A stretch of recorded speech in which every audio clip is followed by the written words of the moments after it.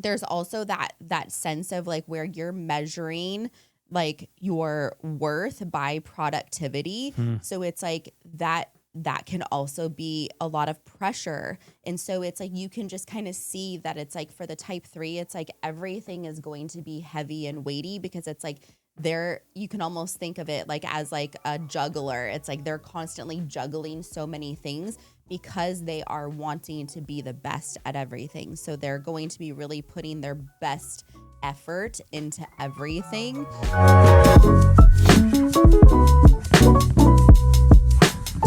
Hi friends, welcome back. We are doing an Enneagram episode. Yep. So we're kind of changing things up a little bit. I love it when we do this. I am feeling like this is just such a great pivot for us because what we're doing differently now is we're not necessarily going to do a topical episode and then an Enneagram Version episode based off Right. of the last episode. Though those were great and they brought a lot of value, but it's good to always change things up. Yeah, I loved them. But this time what we're doing is we are just doing an Enneagram episode based off of any topic. Yeah, that's great. So this week we're going to be talking about how each Enneagram type deals with exhaustion. So like, why am I so tired? Yeah. And this is really impactful for me. And I think that this is like going to be a very personal episode because I've just walked out of a season of where I was experiencing extreme burnout and extreme fatigue. Yeah. And it really impacted so many aspects of my life, but it also like impacted us. Yeah, and like relationally. more and more as we look back. Oh, Because it is interesting, as you get better, you start to realize how bad you were, which is a Absolutely. crazy dynamic. and it was interesting because it was kind of like what we've talked about is like that slow drift. And it was like that slow drift into fatigue. But then we were having a little bit more issues as I was kind of snappy and I was really struggling, but I actually didn't realize how much I was struggling because it was something that was physically happening. Yeah. And so It's a slow drip. It happens Yes. over a period of time. It's like the frog in the water, right? It's like Right. it doesn't know that the water is getting hot because you're just in it for so long.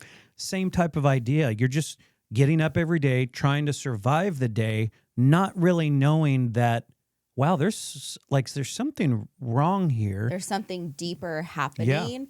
And, this could be something that's like physical fatigue. It could be something that is mental fatigue. Yeah. Your work is putting like an emotional weight on you. It could also be like spiritual, like I'm struggling in, trusting or having faith in the Lord anymore. And so it's like, there's so many different aspects of fatigue. So as we kind of go about this episode, kind of pay attention to perhaps where you would find yourself, struggling with that fatigue or exhaustion.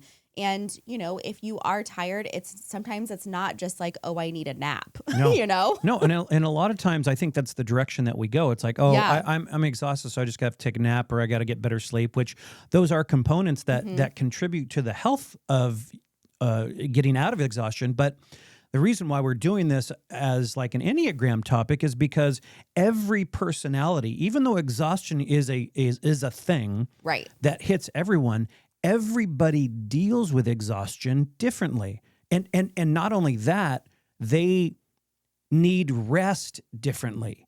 Right. And so that's why we thought this was important to bring up, not only because you've been personally affected by this or we've been affected by this, but it's all dealt with differently. And Right. so it's a great topic to bring up. It is. And I do love the Enneagram because what it does is it allows you to be able to see, oh, I'm actually responding in this way. That actually means that I need something. And that's like the biggest key factor when we're discussing the Enneagram. Oh, totally. It's just, we always say it's like the rumble strips on, on the freeway. It's just alerting you just when you're drifting just a little bit to get back into your lane and get back into that health. No, true. So a lot of the times I would say that too, the Enneagram helps us to recognize that it's like what we're actually needing is something that we're lacking. Yeah. So it's pointing out that it's like maybe our core fear is being triggered by exhaustion or it's rising to the surface. So as we're kind of going through each type, that's going to be where we're kind of anchoring all of our content in. It's really rooted into the core fear. And so, it's not all about, like just, again, taking that nap. It is about, recognizing the triggers that we're experiencing and then working through them. Yep. No, absolutely. And, it's bringing attention to something that maybe you don't recognize. The only way that we are able to work on things is when we now have, there's a light shined on it, right? There, we now have, I recognize that is a thing.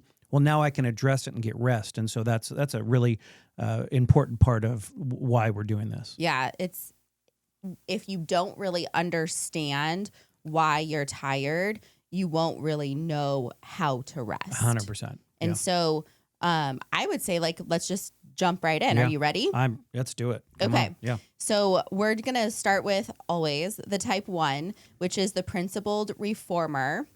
And really why they get exhausted is that they're carrying the responsibility of doing things right, doing things the right way. So their chronic frustration and resentment really comes from that anchor of wanting to do things right. That's literally the filter by which the one sees every single thing in the world. Absolutely. Everything. It is so black and white. So black and white. And it's really challenging for them because it's like they get so stuck, like, because you are a type 1. Yep. So it's like, this. It's like you get stuck in that black and whiteness, and it's really hard to convince you otherwise. Yeah, that there's gray there. On how you are seeing and perceiving things. So that really does cause you that frustration of just like, well, that's wrong. Like we're dealing right now with one of our side clients, and it's like I've noticed that it's like, you're like, well, they just need to get us the right access. Well, and it's right. Do it right. Do like it that's right. all. That's all. And I'm like, well, babe, we have workarounds, and so. And I'm like, no, that's not. No, that's gray. Yeah. So right. So that it can get exhausting, right? Especially living in that state. Especially living in that state, not only because that's constantly happening, but if the right and wrong is on the wrong side, because right is very comforting, wrong is where the problem comes in. And so if you have or how I think it's wrong, right? So that's important. And so then that just gets very, very overwhelming and just exhausting. Yeah, and you're also dealing with like that your inner critic is never shutting off. Yeah. So it's like that voice is always telling you all the things that are wrong, really, and pointing those things out and saying that it's like, you need to fix this, or you need to do better, or you need to da-da-da-da. And so it's like that also like becomes overwhelming. And also like you also carry the weight of that, like, almost like moral thermostat of like the house. So it's like keeping everyone in line and on the straight and narrow. And it's like when someone, makes a poor choice, it's like it overwhelms you. It's very weighty. Because you think about it, I mean, when we remember what my core fear is, which is being wrong or bad, I put that on everything out in the world. And so that's what that's what is rising up. And then exhaustion just times that by 10. Yeah. It's very difficult. And how it can really show up in marriage is through irritability, short tone. Very short, very curt. Like, why am I the only one who cares? And also that quiet resentment. Oh, yeah. And I've seen those in you to where it's like when you get exhausted, it's like those things kind of scream more loud. That is a loud rumble strip in our house. It is. I mean, it's very, but it's like, oh, hey, what's going on? But what I love about, again, the Enneagram is that I always know that it's like when I'm starting to see those things in you, I can quickly go, hey, what's going on?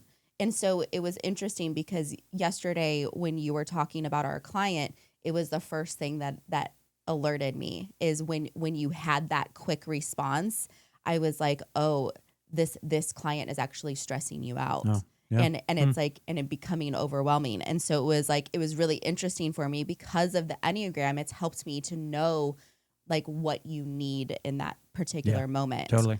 And then really what's going to restore a type 1 is permission to be imperfect, which that's what I love about the name of our podcast. Imperfectly Married. It's just, it's okay to be imperfect. It's okay to work on things. Delegating without micromanaging. So delegate out. Play. Because I was doing that delegation. The delegation without micromanaging is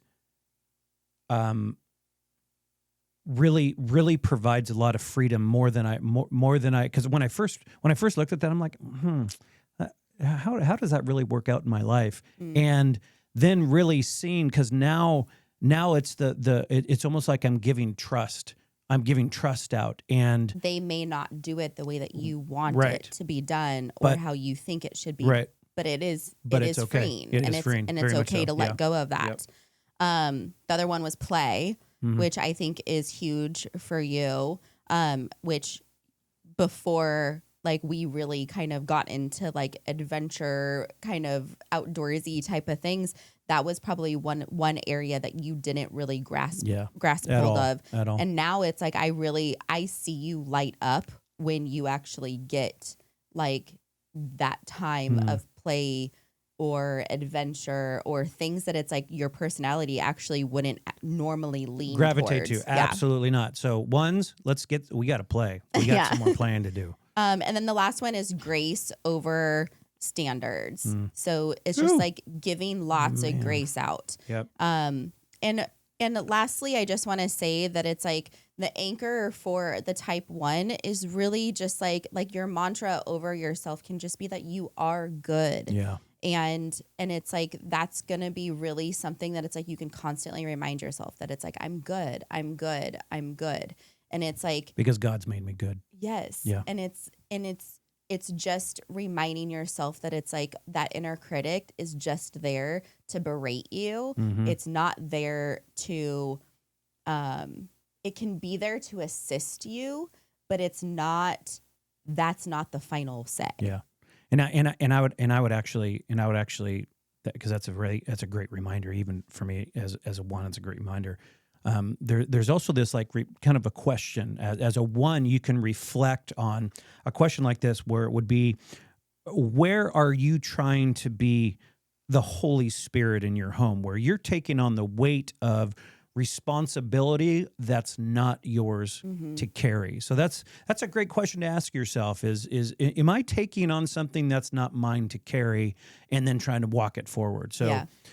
So that's our number ones, we took some time with the number ones. I gotta not talk as much in the area of my personality. My goodness. Okay. So we're going to our number 2s. Our number 2s are our nurturing supporter. And so where they're going to get exhausted is they're going to be over giving. They're going to ignore their own needs. They're going to, there's going to be some emotional labor, kind of for everyone, right? It's going to be, they're just going to keep going. They're going to keep on giving of themselves, whether or not it's time, energy, resources.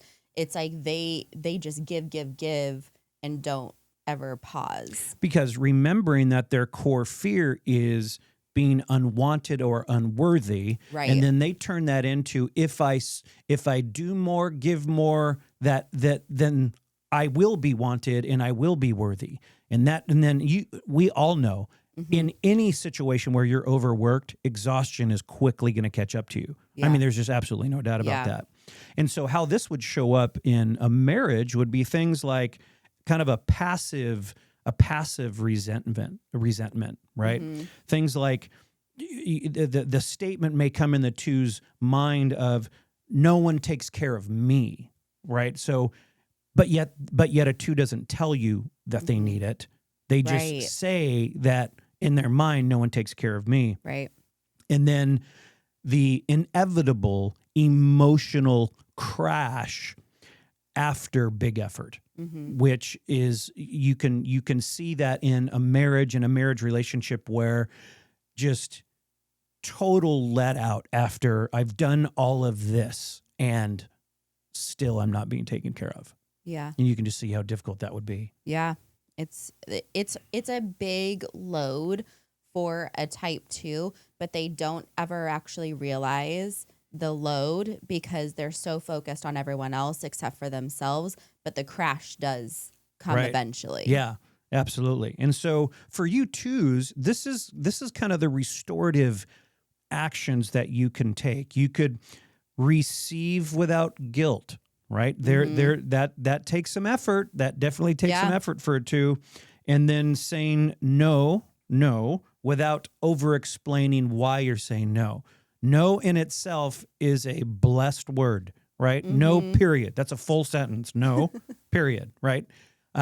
Because the over explaining is trying to assuage their guilt of not doing the thing that they think will make you happy, that would make you then want me. Right. Right. And so, and then another way to be restored for a 2 is to name their own needs, the needs that they know that they know that they have needs, but they have a problem actually saying them. So a restorative action for you twos would be for you to actually name them, say them, put them out there. These are the needs that I have. And from a faith perspective, this is the title that you would want as a 2 when you're thinking about exhaustion is you are wanted and you are loved already. There is nothing that you can do right now that would make you any more wanted and loved, because from God's perspective, you are already wanted as much as can be and are already loved as much as can be. And so as you go into that for you twos, remember that is so very, very important. Yeah. And some of the kind of like reflection questions that you could be asking yourself is that if I stopped helping for an entire week, oh geez, what would I be afraid of happening? Oh, wow. That's a great question. And so it's like, so then it's actually going to help you recognize that it's like, if you stopped, what are the things that it's like actual thing, like, yes. Yep. Yeah. What are actual things? Oh yeah. So you're putting words to now, not a narrative, but like actual things. That's a great one. Yeah. It just helps you kind of like anchor back into like reality of what you're fearful of not happening when it's like you're usually doing it for approval. Oh yeah. Anyways. Yep. So that's great. It's really interesting. Yeah. Okay. So for the type 3, we're moving into them and we're going to be talking about the admirable achiever.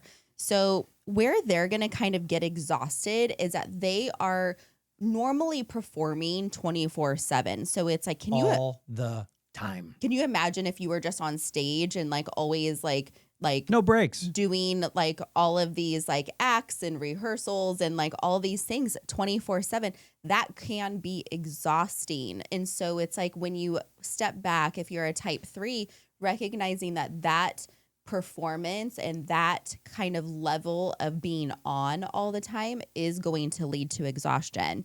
And so there's also that sense of like where you're measuring like your worth by productivity. So it's like that can also be a lot of pressure. And so it's like you can just kind of see that it's like for the type 3, it's like everything is going to be heavy and weighty because it's like you can almost think of it like as like a juggler. It's like they're constantly juggling so many things because they are wanting to be the best at everything. So they're going to be really putting their best effort into everything.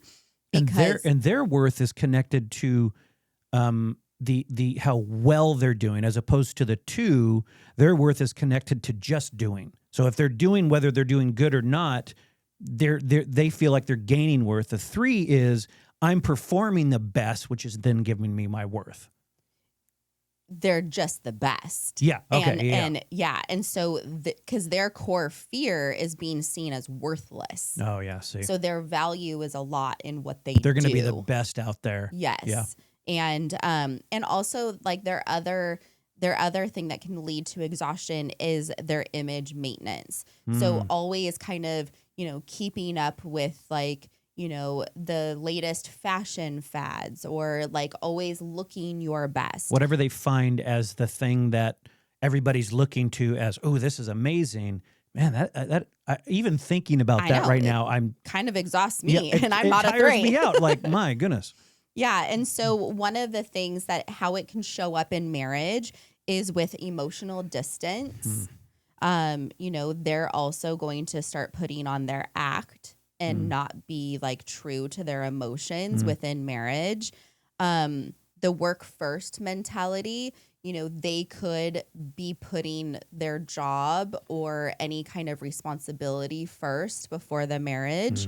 And impatient with like inefficient conversations. So if your spouse is coming to you with like a petty little thing, it could, you could respond with like just this and like irritation, because it's not like, that's not like, or it's like, get to the point. Like what are we doing here? Like get there quicker. Yeah. Exactly.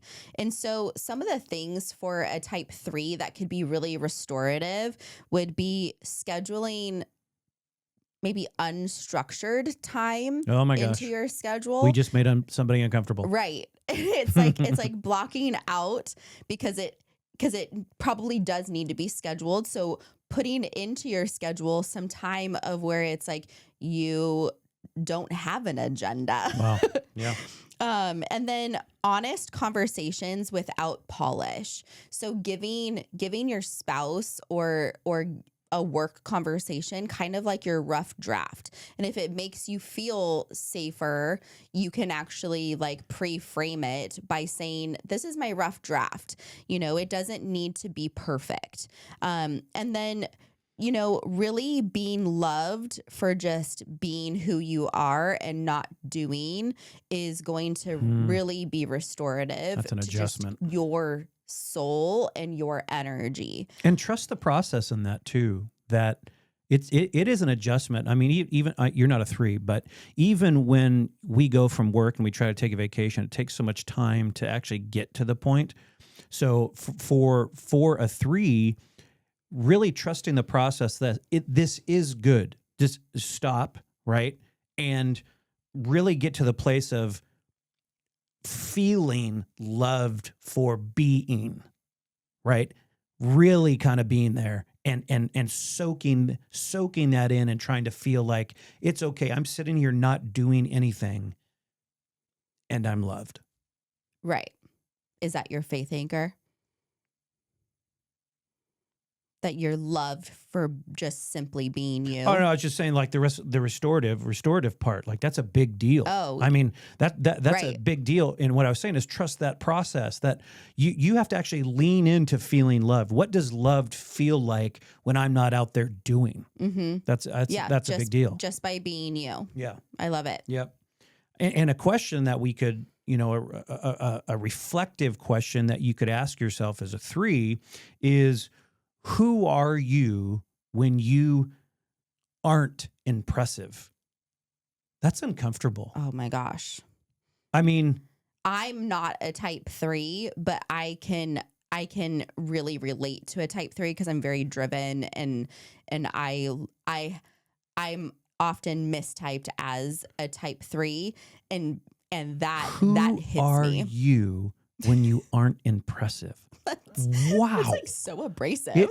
I mean, but it's like that. It's good, though. An easy question, but it can really take you to deep places. And I love it. And it's good stuff. So 3s, ask yourself that question. And when you come up from that, come with us to the type 4. Okay. So our type 4s is the romantic individualist, I would say, would you say that the type 4 is the most emotional attached or emotional familiar type in the Enneagram? They're really in touch with their emotions. But they can often rely too much on their emotions because their emotions are so deep and so would the word be broad? Yeah. that it's like they're not always trustworthy. So you take an instant like that to where a type 4 would, you can definitely understand where a type 4 would be exhausted with like emotional intensity because they feel it all, and you can just imagine you just get no break from that everything. feel, right? And then other ways that they get exhausted are comparison and envy, and then even to the point of like living in longing. Like that is just draining. You can understand that with a 4, how that would feel. When you think of their core fear of being insignificant or flawed, when they're trying to escape that fear of being insignificant in the world of emotion that they have to live in, sometimes you feel like you're being chased. I can envision it almost in my mind, like you're just surrounded by all of this emotion, which is a good thing, but you're constantly running from, being insignificant and just feeling it all. My gosh, you can just tell how exhausting that would be. Yeah. And then you think about how this would come up in the marriage relationship, where someone that is so invested in this world of emotion could likely have mood swings. Could come with even with withdrawal too in a marriage, and then something that could kind of roll around in their mind is, you don't really see me. I'm feeling all of this, and you don't see me. You don't see what's going on with me. And that's a real thing for you 4s. And it's something that will show up and could show up in your relationships. And it's important, though, to know that there is a pathway to restoration. You can restore yourself. There is a light at the end of the tunnel with things like having like a gratitude practice. There is something so good for a type 4, right? Having things to every day or whatever you put into your season of life of finding things that you're grateful for. There's something psychological that happens when you truly are grateful for something. It really starts to change your world. And then things like being present moment grounding, taking time and standing in the grass and being in this moment right now, not lost in any of the emotional roller coasters. Not saying that that's bad, but there are times where we just need a moment to stand and be present in the now.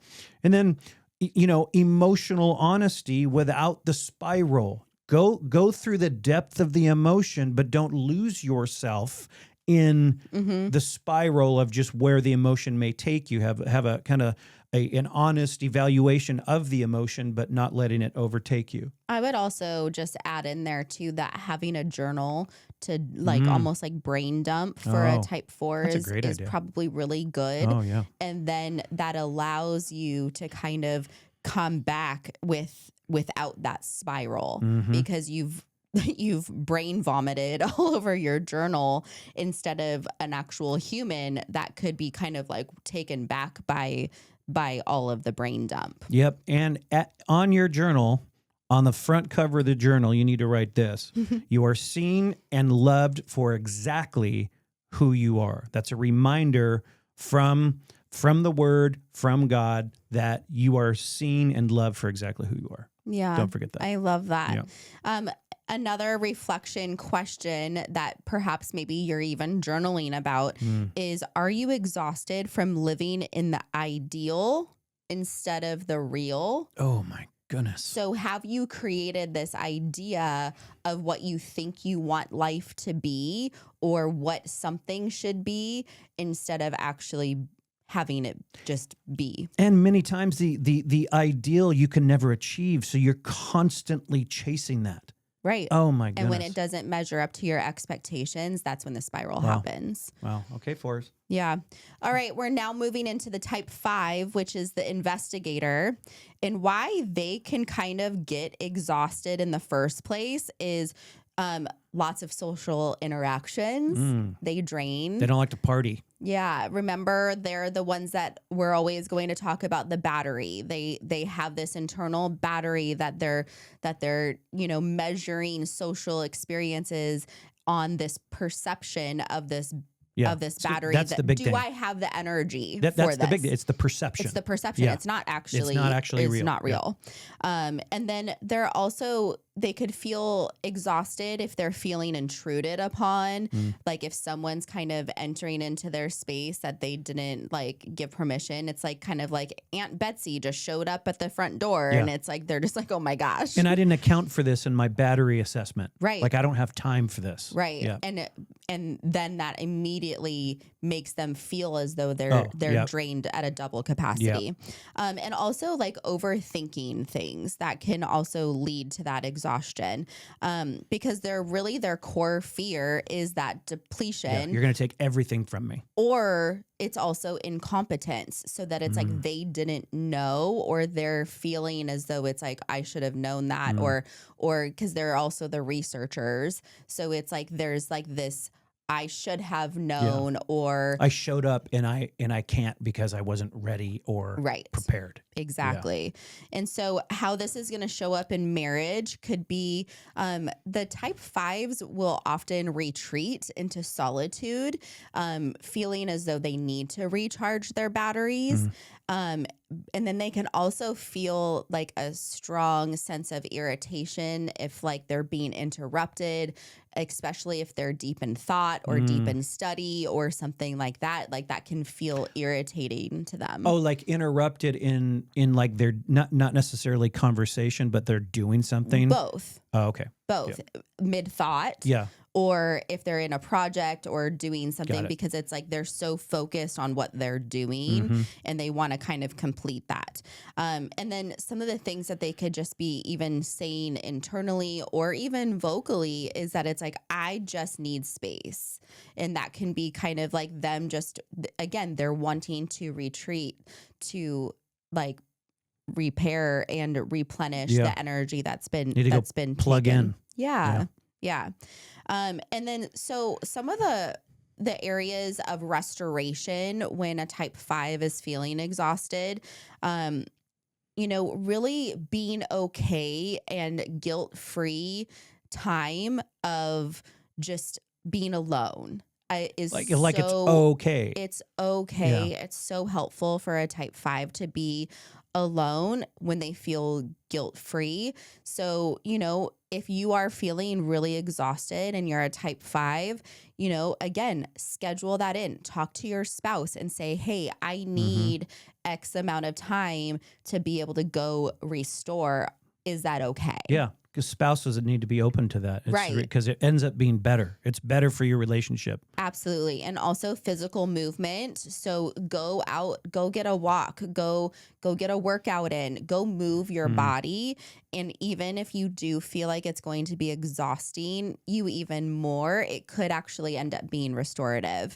And then sharing small emotional pieces of yourself instead of shutting down, because it's like what you're wanting to do is you're wanting to shut down, but what could actually be restorative to you and kind of actually replenish you is sharing those small emotional pieces. You don't have to go into like the big gamut of chapters of feelings, but it's like what led you to that exhaustion in the first place. So it's like, and just sharing like those little nuggets could actually kind of be like releasing for you in a way. And so again, just a great reminder for the type 5 is that it's like your needs are not a problem. You're not a burden on anyone. That's and good. It's like being able to have that safe place to vocalize your needs is so key. Yeah, and here is a great reflective question. You're good. This is just on point. I just love this. Are you isolating because you're tired, or are you tired because you're isolating? Oh my gosh. Right? These are so good. I mean, type 5, honestly, ask yourself that question, that you could actually be getting tired because you're isolating. That's a great one.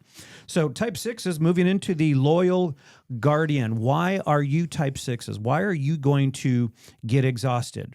Well, hypervigilance. You're just go, just bop, right? Or just on guard all the time. Yep. Like this. Yeah, that's a better illustration of that, of just always, always kind of being on guard. That's great. And then also worst case scenario thinking. You just imagine, because in every scenario, you can come up with worst case. And if you're living your life always doing that, absolutely, completely exhausting. And then your inner committee, similar to the one, though the one has one critic, voice. and then the inner committee, which is a bunch of critics, right? For the 6, never rests, just constantly going. And you can, that would be very exhausting. And that inner committee isn't sharing only the negative. It's sharing the positive. It's sharing the mid. It's sharing the negative. So it's like you're getting so many different perspectives and voices always shouting at you. And it can be, some of them can be good. Some of them can be really, really bad and like worst case scenario. And so it's like usually the worst case scenario is the loudest, but it's like there is like a wide array of opinions. That's a great distinction from the inner critic, which is always negative. Right. And then the committee, which is giving everything. That's a great distinction. But that can also be exhausting. Hearing all those perspectives it's never all the stops. time. Oh yeah, no, gosh. it never stops, right? And you think of the core fear being without support or security. That is what's rising up, and so that inner committee is just going, right. And so in marriage, for you 6s, it's going to show up with reassurance seeking. You're always seeking reassurance. So even for a spouse, that could get like, I already told you everything is fine, and kind of stuff like that. So you can see how that could come up in marriage. And then snapping under pressure, where it's just so much, you just kind of have an explosive emotional, reaction. Right. And then also this sense of needing to over prep. You're really needing, because you have your inner committee telling you all of these things. And so you're trying to prepare for all eventualities, and that could then rise up in your marriage as well. So thinking of all of those dynamics and wanting to bring a restorative measure to 6s and your personality and exhaustion, naming the fear out loud, right? That could calm the inner committee a little bit when you actually name, this is the thing, okay? That's the thing. It's not all that, it's just this one thing. And then, calm nervous system practices. There are methods that possibly you could use to kind of help you. Maybe it's breathing, maybe it's a time in the sauna, whatever it is, but that psychological practice that will kind of just soften, quiet, and kind of get you to a place to where restoration would be accessible to you, because you are kind of dampening that noise. And then have a trusted reassurance. Have someone, your spouse, a friend, whoever but they're a trusted person that could reassure you, that when you as a 6 get feedback from them, you take it the first time and you believe what they're saying. I would also add on to that it's like having a faith root for a type 6 is really good, because it's like there is truth that they can attach to. So it's like they can kind of take that, like all of the voices, and anchor into that truth. Because that faith anchor is telling you are safe and you are secure. Absolutely. And when you're knowing that's true and that's anchored in hard, and it's true whether you believe it or not, that is truth. That's going to help them manage that. Right. And also, again, for a type 6, I'm going to say it again and again, you get a journal and journal all those fears and all of the committee's voices. That's great. Journal those out. And in that, you can ask yourself, is your body tired or is your mind? Ooh. So is this a physical thing that maybe I do just need to go take a nap and like have some like restorative time, get in a sauna, go like exercise, do those types of things? Or is it that your mind needs a break? Are you emotionally overwhelmed? And if that's the case, then it's like also having those emotional practices in place that it's like will help relieve those things. Yeah, no, that's really good. So for the type 7, who is the enthusiastic optimist. And you are all those things, I promise. This is my type. And so some of the places that a type 7 can get exhausted is overbooking. Oh my gosh, which that's true. I am so at fault for that. Yep. Like I overbook our life Yep. like crazy to where it's like you had to start taking over the Yep. scheduling because it's like I would just start Because in fitting the too mind much it's in. fun, but Right. then you actually have to do it. It's overwhelming and Oh my exhausting. gosh. Yeah. And then then I end up canceling plans, or you end up Yeah. canceling plans because it's right and wrong. Yeah, it's true. Another area is that it's like we can often be avoiding pain. So that actually leads to exhaustion because it's like we're carrying and stuffing something that is actually leading us to that exhaustion. Especially in a season that is painful. If there's a long period of a season that it's just around you, that's just, it's unprocessed pain that is just exhausting trying to flee from. And that's what led me to this That's last true. season of exhaustion. That's there great. were so many things that were happening in our personal life that was so overwhelming to me, and I just kept on avoiding it and stuffing it and pushing it down that I didn't want to deal with it. And so it actually led to physical, unfortunately, physical, damaging of my nervous system and all sorts of things. Also, another way that a 7 can feel exhausted is running from stillness. So not taking those moments of actually just being still and being quiet. Yeah. This is one thing that in this last year that it's like I have tried to really be intentional about not having my phone be the first thing that I start scrolling and doing in the morning. Yeah, that's good. I try my hardest to at least carve out 10 to 15 minutes every morning that I'm just looking out of our windows while I drink my coffee and just really trying to be still because I know that it's so good for my nervous system. That's great. Because really, again, for the type 7, our core fear is being trapped in pain or boredom. And honestly, at first I was like, oh, those don't really resonate with me. But it's over this last year, those things 100%. are huge. Yeah. I hate being bored. Yep. If I'm bored, it's I start getting fidgety. Yep, absolutely.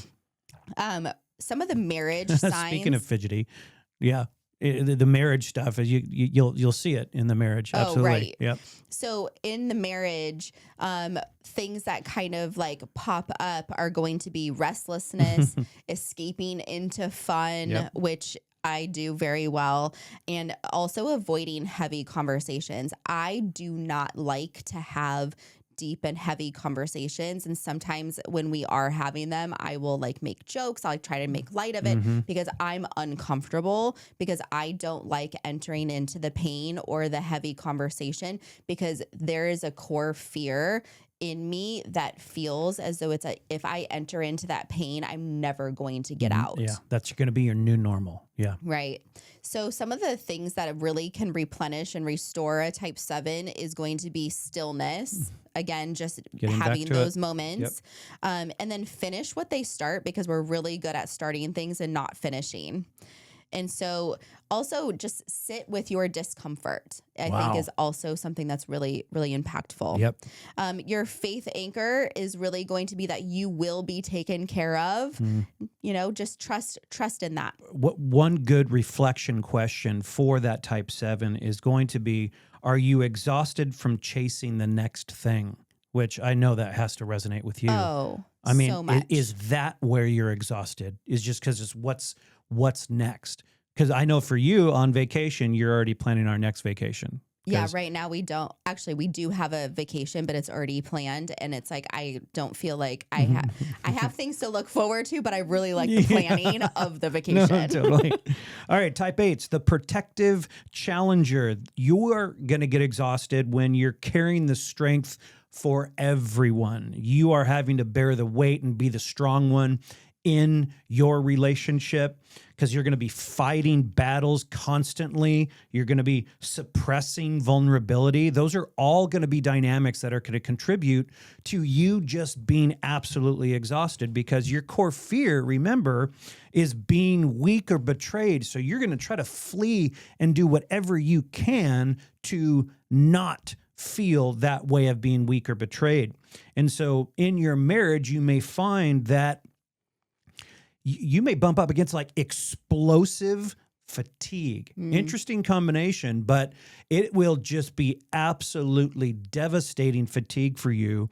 And then you'll want to withdraw. You may be saying things in your mind of, fine, I'll just do it myself. Just a really frustrating presence about you. And so as you feel those things start to come up, what you'll want to do is to kind of feel safe in vulnerability. There is actually strength and safety in vulnerability. And so working that into your life will help with the kind of the restorative aspects of getting rid of some of that exhaustion. And then also, tough one for the 8 is letting someone else lead. That's tough. Now, you'll want to trust the leader, but there is something about letting somebody else lead. And then gentle connections, right? Gentle connections where you, as an 8, you're very rough, tough, and go, but bringing up that vulnerability and gentle way about you to connect is going to be something that will actually turn restorative in you. And so you also have to remember that in the kind of 8's perspective, you look at how God is seeing you. And what he wants to promise you and tell you is that you will not be betrayed by him. And so the truths of the word, the truths of the Bible that you do know in the word, you will not be betrayed. And that's something that's so important for the 8 to know. Right. And for the type 8, a reflection question could be, what would happen if you admitted that you're tired? Oh my gosh. Yikes. Okay. But right. That's good huge. Because it's like, it feels as though you're admitting a weakness. That's a big deal. Absolutely. So for the type 9, the peaceful mediator, one of the areas that you can feel exhausted in is, you're constantly merging with others. So you're always trying to jump onto how they're feeling or how they're seeing things, and that can feel exhausting. Also, avoiding conflict all the time, that's so exhausting and overwhelming for a type 9. Yeah. So if you're always in a season or in a relationship that you're always having to avoid conflict, that can lead to your exhaustion. Also suppressing anger. So the type 9s, they always having to keep that down. Wow. Yeah, they actually have like that root feeling of anger, which is interesting because they're usually the mediator. They're bringing the peace. But what they do is they constantly bury their anger. So when they've done that for too long, it explodes. And so it's like gets a little ragey. Yeah, very much so. And their core fear, so all of these things are rooted in that conflict or disconnection. So that those are always their fears, and that's why they're always working so hard at bringing that peace. Yeah, totally. So some of the ways that it can manifest itself into their marriage is by numbing out, procrastination, and emotional withdrawal. So those are the areas that you're going to see your type 9 loved one kind of like it's going to be a great indicator for you that they're feeling overwhelmed or they're exhausted. tapping out. Yes, absolutely. And so some of the things that you can do to restore your energy is naming your preferences. That's a big one. And that's like a stretch goal for a type 9 100%. too, because it's really challenging for them to do that. Small acts of assertion. So like actually like putting yourself out there to have an opinion or have an emotion or have a preference on what you want to do. And then again, movement to wake up your body. One of the most healthiest things for a type 9 is to kind of like be exercising normally to kind of like get your body moving and work out your thoughts and emotions, because it's like they're usually kind of stuck in there. No, absolutely. And remember that your presence matters. And your presence matters like all the time, because you are valuable and your opinion matters, your preferences matter. So remember that it's like you matter. And remember, type 9, think about this question as you reflect on all of this. Are you tired because you've disappeared? That's interesting, right? You've isolated and you've numbed out. Is that actually the thing that's making you tired? Or you haven't been sharing anything to where it's like you've melded so much into the environment that you're in that you've lost your opinions, you've lost your preferences. So it's like those things, they can cause that to be overwhelming and tired. Absolutely. Well, friends, we've given you a lot here. This was actually an amazing topic.